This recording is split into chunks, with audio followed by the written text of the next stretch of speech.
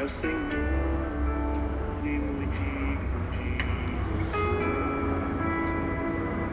És o Deus eterno e certo. Mateus capítulo 24. Introdução. E olá, muita paz de Deus para a tua vida. Que bom que você está se unindo a nós no estudo bíblico. Hoje uma introdução ao capítulo 24 do livro de Mateus. E nós vamos dividir esse capítulo em várias partes, por se tratar de um capítulo, de uma escritura que é muitíssimo importante, tanto para os dias que nós estamos vivendo, como para os dias que ainda irão acontecer. Então, eu peço para você que dê uma atenção especial a esses estudos, essas partes do capítulo 24 de Mateus, porque o Senhor Deus, nessa escritura, deixou algo muito especial e importante para as nossas vidas. Então, à medida do possível, se intere deste capítulo 24. Chame alguém também para que você possa compartilhar este estudo bíblico, porque o Senhor Deus tem algo novo, diferente, especial para nos ensinar neste estudo bíblico. Para a gente começar essa introdução no capítulo 24 do Evangelho de Mateus, eu quero ler com você os 2 primeiros versículos do capítulo 24.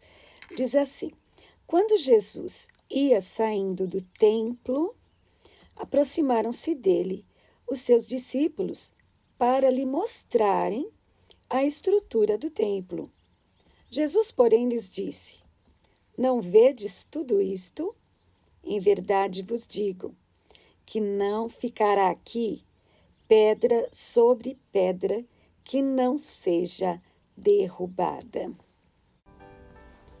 A gente vai ver aqui que esses 2 primeiros versículos, o tema é o templo. O Senhor Deus, na sua palavra, nos ensina que nós somos o templo do Espírito Santo. Ele fez, pelo seu sacrifício na cruz, fez aliança de sangue, ao derramar o seu sangue, ao entregar-se para haver a redenção, para que nós pudéssemos ser novamente do Senhor, reconciliados com Deus. E para falar de templo, a gente tem que ir lá atrás, né? Lá atrás, quando Davi, no seu coração, falou com o profeta Natã numa conversa, né? Até quando você lê na palavra de Deus, você pensa que é uma conversa descontraída, né? No livro de 2 Samuel, capítulo 7, em que o rei Davi estava na sua casa, né? E o Senhor tinha dado para ele descanso de todos os seus inimigos. Então ele estava conversando, 2 Samuel 7.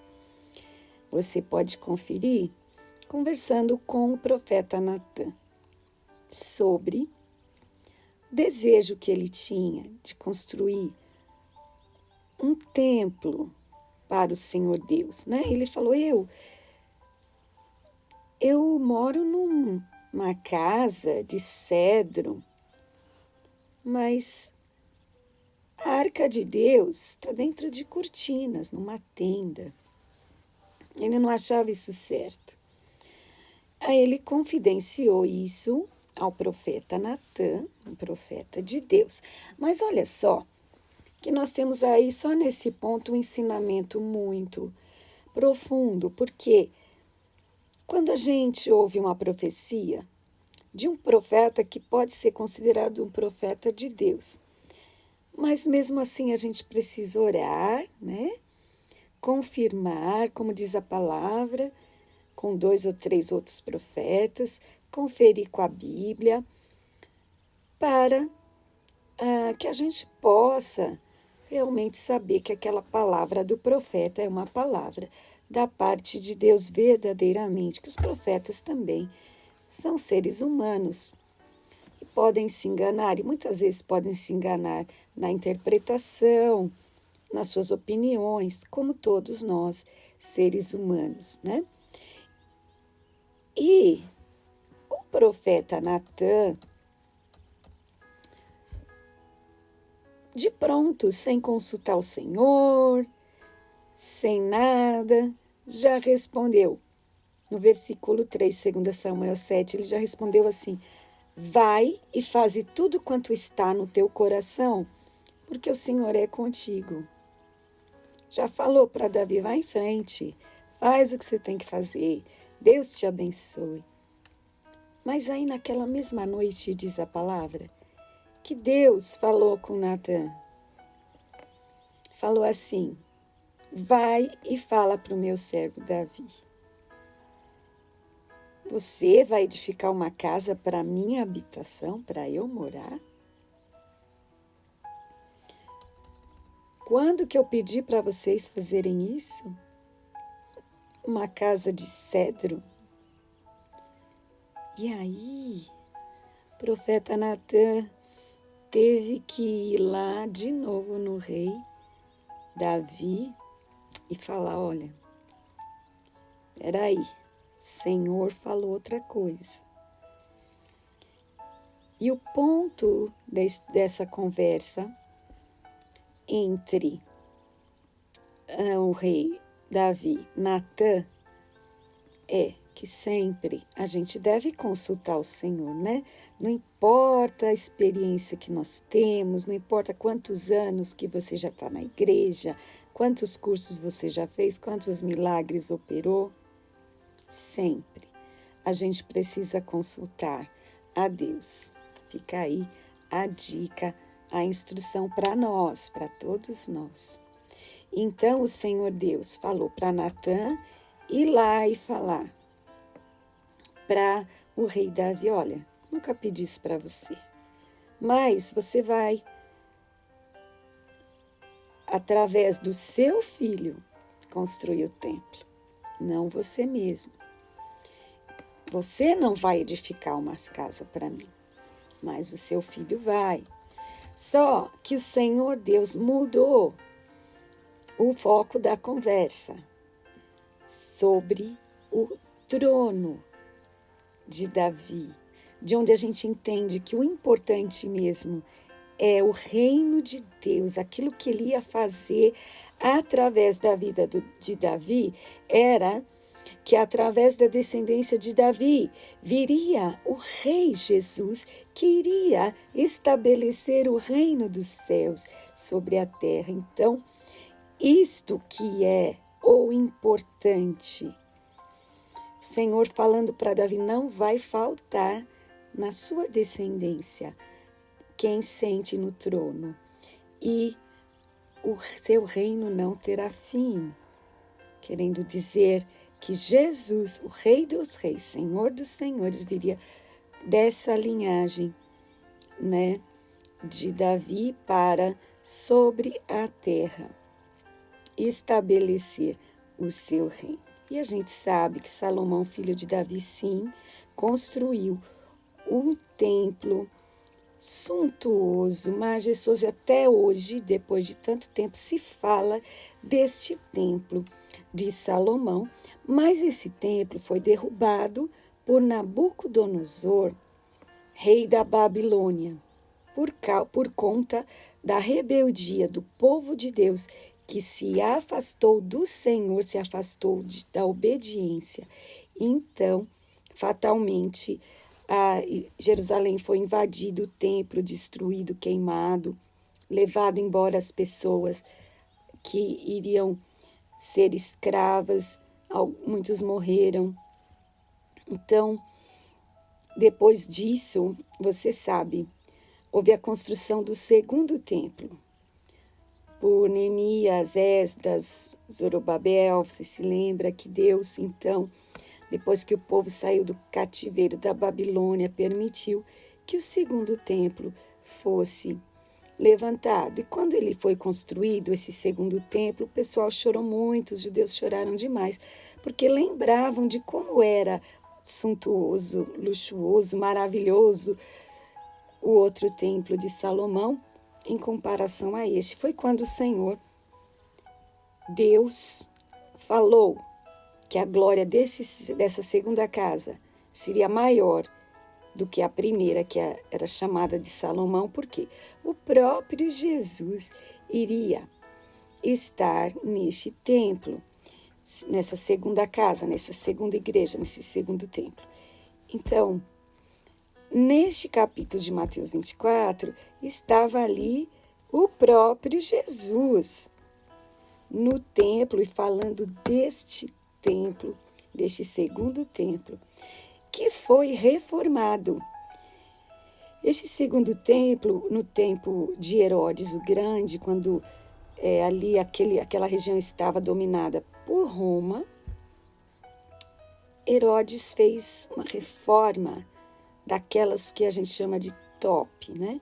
Colocou mármore tão branquinho, colocou com placas de ouro, pedras enormes, uma estrutura fortíssima e bela. Até hoje, se alguém for a Jerusalém, no sul de Jerusalém, ali no local das escavações, é possível ver algumas pedras que foram feitas nessa reforma deste templo, que é chamado Segundo Templo. Então, esse templo ficou muito chamativo, muito maravilhoso e chamava muito a atenção esta obra que Herodes o Grande fez de reforma neste segundo templo. Chegar a todo esse ser o piso original dos dias de Jesus Cristo. Por ora, eu quero mostrar para você uma coisa. Lá em cima você vê uma parede e uma cúpula escura. Consegue perceber? Ali é a mesquita de Al-Aqsa, onde fica hoje um santuário muçulmano. Mas justamente naquele lugar ficava o pátio do templo de Jerusalém dos dias de Jesus. Vamos ver agora o que sobrou daqueles dias. Vem comigo. Logo aqui atrás de mim, você tem vários níveis diferentes de construção em diferentes períodos da história. Lá no topo, o que você vê lá em cima é uma construção moderna que faz parte da mesquita e também do Domo da Rocha. O Domo da Rocha é aquele santuário dos muçulmanos. O que vê mais abaixo das janelas, você pode notar que são outros tipos de pedra, outros tipos de estrutura. Aquilo ali é do século XVI, da época da conquista dos mamelucos aqui na região. Agora, o que está mais abaixo aqui, por incrível que pareça, é o mais antigo. Pertence à época de Herodes o Grande, isto mesmo. Aquele Herodes que participou do massacre das crianças na cidade de Belém, que queria matar o menino Jesus, ele construiu esse muro de arrimo para proteger o pátio do templo. Essa estrutura toda aqui pertence à época de Herodes. Agora, eu quero chamar a sua atenção para mais uma coisa. Você consegue ver logo ali em cima uma protuberância na parede?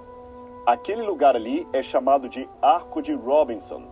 O Arco de Robinson era literalmente um arco que dava acesso desde essa área até o lugar do Sinédrio, onde ficavam aqueles anciãos e os sacerdotes e toda a autoridade religiosa de Jerusalém. O arrojado plano do segundo templo, conduzido por Herodes, envolveu 10.000 operários e praticamente dobrou a área construída do templo, que agora tinha aproximadamente 150 metros quadrados. Essa imagem dá uma ideia de como seria o arco com sua passarela de acesso ao templo.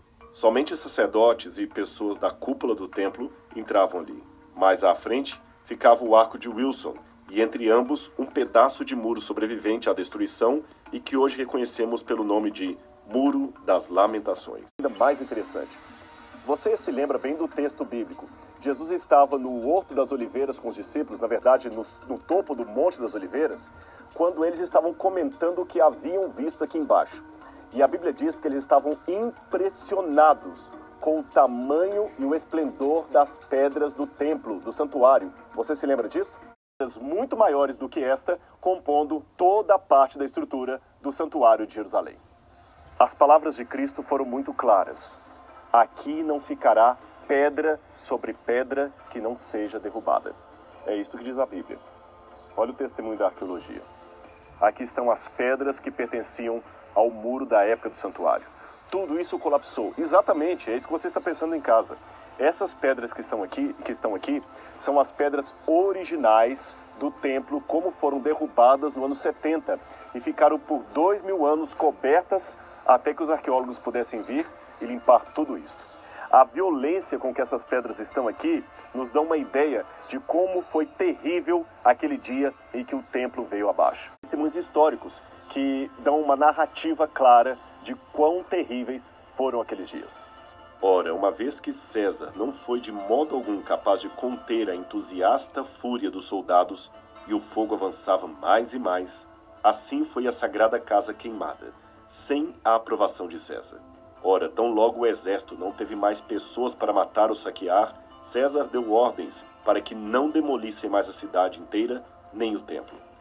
Veja como o chão ficou afundado com a violência com a qual as pedras caíram aqui. Dá para imaginar os gritos de mulheres e crianças correndo, desesperadas, clamando por sua vida. Jerusalém estava em chamas. O templo estava em pedaços. A catástrofe havia se abatido sobre a cidade de Jerusalém.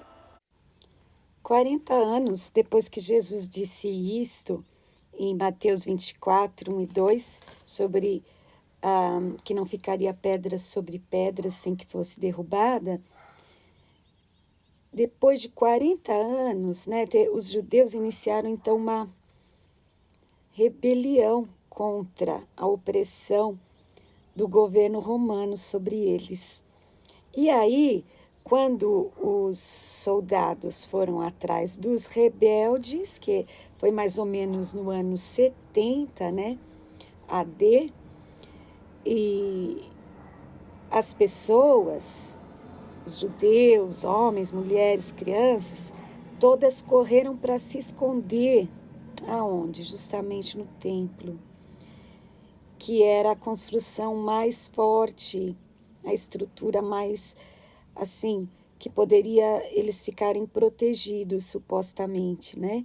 E diz a história que tinha um soldado bêbado que colocou fogo, né, no templo e começou, então, naquele fogo, naquele incêndio, derreter o ouro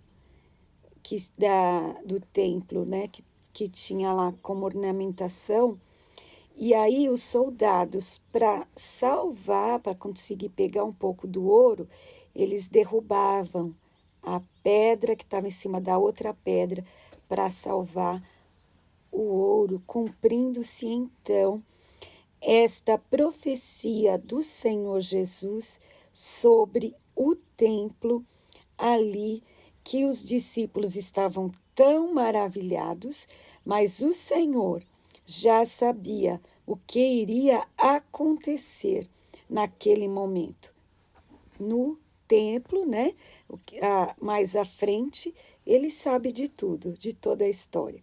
E ali profetizou para os discípulos o que haveria de acontecer em breve naquele local aonde eles estavam tão maravilhados com aquela estrutura, iria cair todinha. Recapitulando e lembrando um pouco dos capítulos anteriores do livro de Mateus, a gente viu que o Senhor, sim, ia ao templo, o Senhor valorizava aquele momento, até quando ele curou os leprosos, ele mandava os leprosos irem se mostrar ao sacerdote, validando então as coisas que eram feitas no templo. Ele chamou o templo de casa de oração do Pai, né? A casa de meu Pai será chamada casa de oração. E justamente por isso ele entrou naquele templo, neste que nós estamos citando, e virou a mesa literalmente, dando ali uma bronca em todos, expulsando aqueles que estavam fazendo da casa de Deus um covil de ladrões e salteadores. O Senhor acabou então com aquele comércio errado na casa de Deus E ele, então, consumido pelo zelo, como diz a palavra, né? O zelo da casa do Pai consumindo Jesus, ele ali pôs ordem no lugar. O que era para fazer ali não era um comércio ilícito, e sim orações de todos e por todos os povos. Vale aqui a citação do Salmo 122. Este salmo maravilhoso diz assim: Eu fiquei muito alegre, alegrei-me quando me disseram, vamos à casa do Senhor. E sempre que esse salmo ou outros locais na palavra de Deus fala de templo, também fala de trono e também fala de Jerusalém. Olha que interessante esse salmo. Diz assim: os nossos pés estão dentro das tuas portas, ó Jerusalém. E o versículo 4, as tribos do Senhor sobem para dar graças ao nome do Senhor.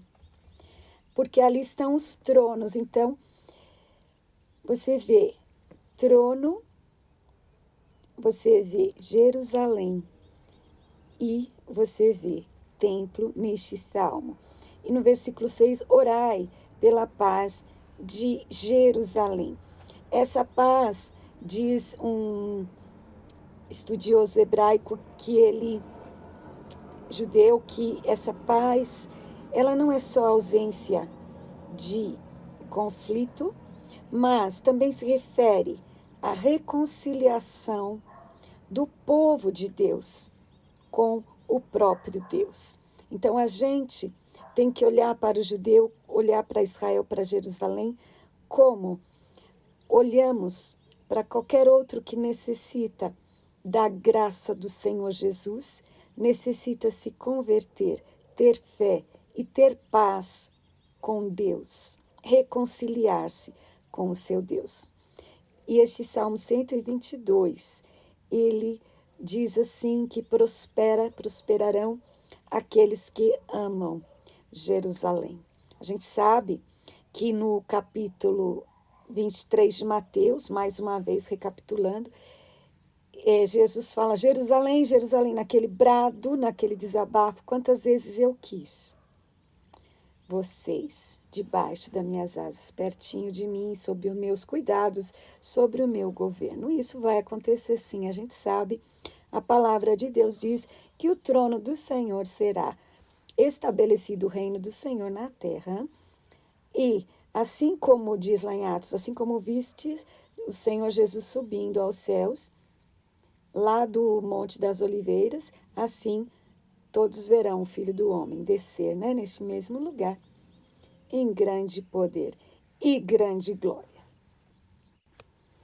Ainda teria muito a ser dito sobre este tema, Um tema muito vasto, mas nós não temos tempo para exemplificar melhor essa parte de quase sempre estar o trono mencionado com a cidade de Jerusalém, a palavra paz, a palavra Senhor, que Jesus é o Rei dos Reis e Senhor dos Senhores. Há também a relação com o pacto que o Senhor Deus fez com Abraão. Então, há muita coisa a ser dito a esse respeito. Mas eu gostaria que você, nesse momento, pensasse como é linda a aliança do Senhor. Como é maravilhosa a palavra de Deus, que é verdadeira, verdadeira. Inclusive, essa profecia de Mateus 24. Hoje, como eu falei, se pode encontrar lá no centro de Davidson, no sul de Jerusalém, comprovações arqueológicas, descobertas da ciência que comprovam que realmente existiu esse templo. Jesus, o verdadeiro Messias, ali, enquanto estava tudo em pé, construidinho ali, maravilhando inclusive os discípulos, ele profetizou algo real, algo que aconteceu, de um templo que realmente existiu e comprovadamente pela arqueologia, trata-se do mesmo que existiu no tempo de Herodes o Grande e que foi destruído no ano 70 AD.